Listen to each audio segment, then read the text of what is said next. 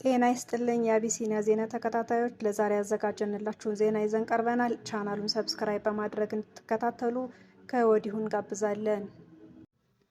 የአዲስ አበባ ፖሊስ የማህበራዊ ሚዲያ አንቂ ነን ባዮችን አልታገስም አለ።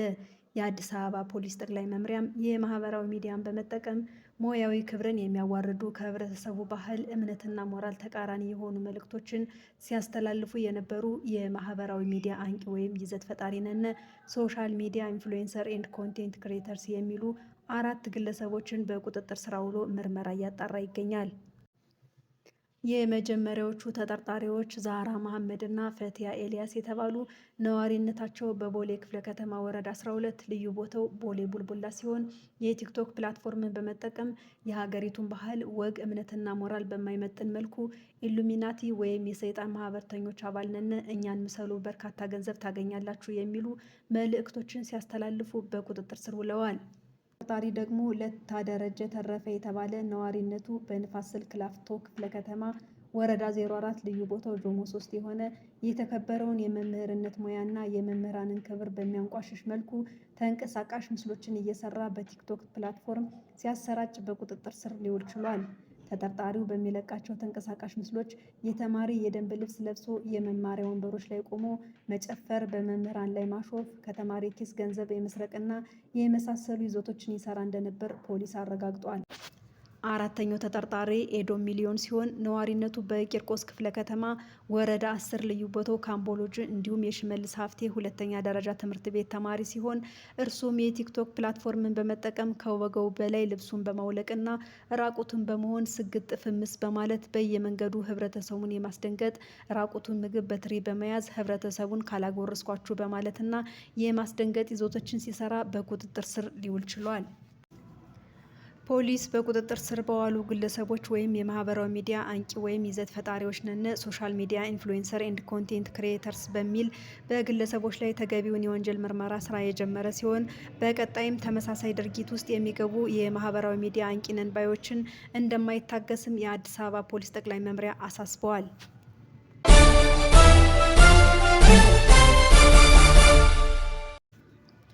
በሰንዳፋ የባንክ ሰራተኛዋን ገድሎ አስከሬኗን በጅብ ያስፈለው ግለሰብ በፖሊስ እየተፈለገ ነው። ከአዲስ አበባ ከተማ አቅራቢያ በምትገኘው ሰንዳፋ ውስጥ አዳነች ኩምሳ የተባለች የኢትዮጵያ ንግድ ባንክ ሰራተኛን የገደለው ግለሰብ በፖሊስ እየተፈለገ እንደሆነ ተገለጸ። የንግድ ባንክ አለልቱ ቅርንጫፍ ሰራተኛዋን ገድሎ አስከሬኗን ጥሎ የተሰወረው ተጠርጣሪ በቁጥጥር ስር እንዳልዋለ የሰንዳፋ ፖሊስ ጣቢያ ምርመራ ክፍል ኃላፊ ኮማንደር ንጋቱ አለሙ ለቢቢሲ ተናግረዋል። ግለሰቧ ሰኞ ታህሳስ 6 2018 ዓ.ም በሰንዳፋ በኬ ከተማ ጎማጣ ወደ ተባለ ስፍራ ተወስዳ ከምሽቱ 3 ሰዓት አካባቢ ነው ግድያው የተፈጸመው ብለዋል።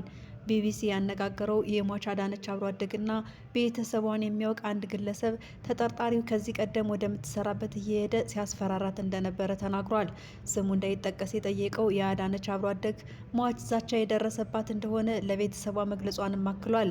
በተገደለችበት ዕለት አዲስ አበባ ሜክሲኮ አካባቢ የንግድ ባንክ ስልጠና ላይ ውላ ወደ ሰንዳፋ ተመልሳለች ብሏል። የዚያኑ ዕለት ምሽት ላይ ከ1 ሰዓት እስከ 2 ሰዓት ለሰዎች እየደወለች ነበር ሲልም ተናግሯል። አዳነች በኢትዮጵያ ንግድ ባንክ አለልቱ ቅርንጫፍ ለ3 ዓመታት የሰራች ሲሆን ለዓመታት በትውልድ ቀየዋ ምዕራብ ወለጋ አካባቢ በመንግስት ስራ ላይ እንደቆየች አብሮ አደጓ ተናግሯል። ቢቢሲ ያነጋገረው የአዳነች አብሮ አደግ ግለሰቡ የአዲስ አበባ ነዋሪ እንደሆነና ቤተሰብ ያለው እንደሆነ ጠቅሶ እሷ የምትሰራበት አካባቢ የግንባታ ፕሮጀክት ስላለው ይመላለስ እንደነበረም ገልጿል። ከግድያው በፊት ራሱን በማስክና በጥቁር መነጽር እየሸፈነ አገባሻለሁ እያለ ያስፈራራት ነበር ሲልም አክሏል። የሰንዳፋ ፖሊስ ጣቢያ የምርመራ ክፍል ኃላፊ ኮማንደር ንጋቱ ተጠርጣሪው ጸጋዬ አሳልፈውና አዳነች በፍቅር ግንኙነት ውስጥ እንደነበሩ የፖሊስ ምርመራ እንደሚጠቁም ገልጸዋል። አዳነች እንዲሁም ቤተሰቧን በቅርብ የሚያውቀው የቢቢሲ ምንጭ ግን ምንም ግንኙነት እንደሌላቸው ገልጿል። በተደጋጋሚ አገባሻለሁ በሚል ሲያስፈራራት እንደቆየም አስረግጦ ተናግሯል። ኮማንደር ንጋቱ በበኩላቸው ግድያው በተፈጸመበት ዕለት ተጠርጣሪውና አዳነች ሆቴል ምግብ አዝዘው እንደነበር ተናግረዋል። የሩሳን ሆቴል ምግብ አዝዘው ነበረ። አዳነች ምግቡን ሳትበላ ሆቴሉን ጥላ ስትሄድ ተጠርጣሪው በመኪና ተከትሏታል። ከዚያም ወደ ጎማጣ ሰፈር ወስዶ በጥይት ገድሏታል ብለዋል። ቢቢሲ ያነጋገረው የአዳነች አብሮ አደገ እንደተናገረው አዳነች እጅን ልታጠብ ብላ ከሆቴል ለማምለጥ ሞክራለች። ተጠርጣሪው ግን እንደተከተላት አክሏል። የሰንዳፋ ፖሊስ ጣቢያ የምርመራ ክፍል ኃላፊ ኮማንደር ንጋቱ ተጠርጣሪው ግድያውን ከፈጸመ በኋላ በአለልቱ ከተማ መኪናውንና መሳሪያውን ጥሎ መሰወሩን ገልጸዋል። መኪናውንና ለግድያ የተጠቀመውን መሳሪያ በአለልቱ ከተማ ጥሎት ሂዷል። መኪናውን ውስጥም ደምና መሳሪያ ተገኝቷል። ይህም ግድያው የተፈጸመው መኪና ውስጥ መሆኑን ይጠቁማል ሲሉ አስረድተዋል። ተጠርጣሪው አዳነች በጥይት ከገደለ በኋላ አስከሬኗን ጥሎ እንደሄደና አስከሬኗን በጅብ እንደተበላም ገልጸዋል። በአካባቢው የተኩስ ድምጽ የሰሙ ሰዎች ጥቆማ እንደሰጡ የተናገሩት ኮማንደር ንጋቱ ፖሊስ ያገኘው መኪና ማህበረሰቡ ከሰጠው ጥቆማ ጋር ተመሳሳይ እንደሆነ አስረድተዋል። ከጅብ የተረፈው የአዳነች አስከሬንም ለምርመራ ወደ ቅዱስ ጳውሎስ ሆስፒታል ተወስዶ የነበረ ሲሆን ስርዓተ ቀብሯም ተፈጽሟል።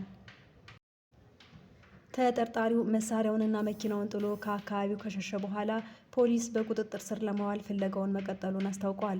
የተባበሩት መንግስታት ያለፈው ህዳር መባቻ ላይ ለጸረ ሴቶች ጥቃት ቀን ያወጣው ሪፖርት በዓለም ዙሪያ በየ10 ደቂቃው አንዲት ሴት በምታውቀው ሰው እንደምትገደል ይጠቁማል። ገዳዩ የፍቅር አጋር ወይም ባለቤት ወይም ቤተሰቧ ሊሆን እንደሚችል ሪፖርቱ ያሳያል። በተመድ ሪፖርት መሰረት በየቀኑ 137 ሴቶች ይገደላሉ። ይህም በመላው ዓለም በአዋቂ ሴቶችና በታዳጊ ሴቶች ላይ ከሚፈጸም ግድያ 60 በመቶ ነው።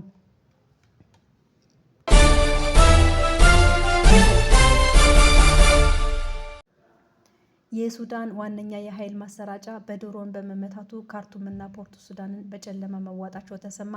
ግዙፍ የሱዳን የኤሌክትሪክ ኃይል ማሰራጫዎች ላይ በተፈጸሙ የድሮን ጥቃቶች ምክንያት በትልልቆቹ የሱዳን ከተሞች ውስጥ መጠነ ሰፊ የኤሌክትሪክ ኃይል አቅርቦት መቋረጡ መከሰቱ ተዘገበ። የኤሌክትሪክ ኃይል አገልግሎት የተቋረጠባቸው ከተፈጥሮ ደራሽ ኃይሉ ጋር እየተፋለመ ያለው የሱዳን ጦር ሰራዊት በሚቆጣጠራቸው ዋና ከተማዋ ካርቱምና የጄኔራል አልቡርሃን መቀመጫ የሆነችው የወደብ ከተማ ፖርቱ ሱዳን ናቸው። የዓይን እማኞች እንደተናገሩት በሱዳን ጦር ኃይል ቁጥጥር ስር በምትገኘው በምስራቃዊ ናይል ግዛት ውስጥ በምትገኘው አትባራ ጥቃት ከተፈጸመባቸው የኤሌክትሪክ ኃይል ማሰራጫ ማዕከላት ከፍተኛ የእሳት ነበልባልና ጭስ አይተዋል። ሱዳን የጦር ሰራዊቱን በሚመሩት በጄኔራል አብደል ፈታህ አልቡርሃን እና በተቀናቃኛቸው ጄኔራል አህመድን ዳጋሎን በሚመራው ፈጥኖ ደራሽ ኃይል መካከል የተራዘመ የእርስ በርስ ጦርነት ውስጥ ትገኛለች። ሁለቱ ኃይሎች በሚያካሂዱት 3 ዓመት ሊሞላ በተቃረበው ጦርነት በመሰረተ ልማቶች ላይ ከባድ ውድመት መድረሱ እየተዘገበ ነው። አሁን በድሮን በተፈጸመው ጥቃት በሱዳን የኤሌክትሪክ ኃይል አቅርቦት ውስጥ ወሳኝ ማዕከል የሆነው አልሙቅሪን የተባለው ማሰራጫ ማዕከል ኢላማ በመሆኑ ነው መጠነ ሰፊ የኃይል መቋረጥ በዋና ዋና ከተሞች ላይ ያጋጠመው። አንድ የሱዳን መንግስት ባለስልጣን ለፈረንሳይ ዜና ወኪል ኤኤፍፒ እንደተናገሩት በኃይል ማሰራጫው ማዕከል ላይ የመጀመሪያው ጥቃት ከተፈጸመ በኋላ እሳቱን ለማጥፋት የሞከሩት 2 ሰዎች ህይወታቸው ያለፈ ሲሆን ሌሎቹ በርካታ ሰዎች ደግሞ ሁለተኛው ዙር ጥቃት በተፈጸመበት ጊዜ ጉዳት ደርሶባቸዋል።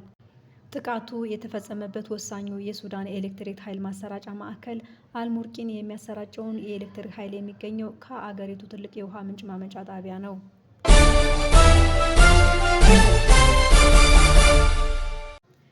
ትራምፕ ለገና በዓል ለወታደሮቻቸው የጀግና ክፍያ እንደሚያደርጉ ገለጹ። የዩናይትድ ስቴትስ ፕሬዝዳንት ዶናልድ ትራምፕ $1776 የጀግና ክፍያ ለማድረግ ቃል ገቡ። ለ1.45 ሚሊዮን የአሜሪካን ወታደሮች የሚደረገው ክፍያ የተወሰነው ገንዘብ የተገኘው ከታሪፍ መሆኑንም አስታውቀዋል።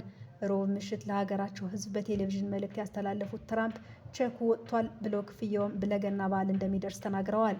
ትራምፕ በምጣኔ ሀብትና በስደተኞች ጉዳይ እስካሁን ያሉትን የዘረዘሩ ሲሆን ዲሞክራቶችን ደግሞ ክፉኛ ሲነቅፉ ተሰምተዋል። ጠንከር ያለ ንግግር ያሰሙት ፕሬዝዳንቱ አሜሪካ የተሻለ መንገድ ላይ እንዳለች ደጋግሞ ሲናገሩ ነበር። ትራምፕ የሸቀጥ ዋጋ እየቀነሰ ይመጣል ቢሉም አሜሪካውያኑ በቤት ዋጋ፣ በህፃናት ዕቃና በጤና ጉዳይ ደስተኛ እንዳልሆኑ መረጃዎች ያሳያሉ። ለ18 ደቂቃ ንግግር ያደረጉት ትራምፕ የጀግና ክፍያ ያሉት ገንዘብ ጠቅላላ ወጪ $2.57 ቢሊዮን መሆኑን ጠቅሰው በሀገራችን የምስረታ ዓመት 1776 ስም ይከፈላል ብለዋል። ፕሬዝዳንቱ እንደሚሉት ገንዘቡ የተገኘው ከታሪፍና ግዙፍና ውብ ቢል ብለው ከጠሩት በጀት ነው። ከወታደሮቻችን በላይ ይህ የሚገባው የለም ብለዋል። ፕሬዝዳንቱ በንግግራቸው እምብዛም አዲስ የሚባል ነገር አላሰሙም። አብዛኛውን የንግግራቸው ክፍል ግነትና ያልተረጋገጠ መረጃዎችን የያዘ ነበር። የምጣኔ ሀብቱን ለማነቃቃት እንዲሁም ቀድሞ ፕሬዝዳንት ባይደን የተከሰተ ነው ያሉትን የዋጋ ግሽበትም ለመቀነስ የሚያደርጉትን ጥረት ደጋግሞ ሲያወሱ ነበር። ዶናልድ ትራምፕ በንግግራቸው የባይደንን ስም 7 ጊዜ አንስተዋል። አሁን በአዲስ አስተዳደር የዋጋ ግሽበት በአስደናቂ ፍጥነት እያሽቆለቆለ ነው። ዲሞክራት ፖለቲከኞች የሸቀጥ ዋጋ እንዲያሸቅብ ቢያደርጉትም እኛ ይህንን ችግር እየፈታን ነው። ምንም እንኳን በአሜሪካ የእንቁላልና የነዳጅ ዋጋ ቢቀንስም የሌሎች የምግብ ዕቃዎች ዋጋ አሁንም የሚነካ አልሆነም። የመስከረም ወር የምጣኔ ሀብት አሃዞች እንደሚጠቁሙት የዋጋ ግሽበቱ 8 በመቶ ሲሆን ሸማቾች ይህንን ግሽበት መቋቋም እየቻሉ አይመስሉም። ባለፈው ህዳር ወር በተለያዩ ግዛቶች በተካሄደ ምርጫ በርካታ ሪፐብሊካኖች መሸነፋቸው ይታወሳል። ትራምፕ ይህ የሆነ በሸቀጦች ዋጋ ማሻቀብ ምክንያት መሆኑንም አምነዋል። ትራምፕ ለሁለተኛ ጊዜ ወደ ዋይት ሀውስ ለመዝለቅ የምርጫ ቅስቀሳ ባደረጉበት ወቅት ፈጣን ለውጥ አመጣለሁ ሲሉ ቃል መግባታቸው ይታወሳል። ፕሬዝዳንቱ ስልጣን ከያዙ 11 ወራት ቢያስቆጥርም በርካታ አሜሪካውያን የጓጉለት ፈጣን ለውጥ የመጣ አይመስልም። ትራምፕ በሚመጣው የአውሮፓውያኑ ዓመት የአሜሪካ 250ኛ የምስረታ በዓል በደማቅ ሁኔታ እንደሚከበር ቃል ገብተዋል።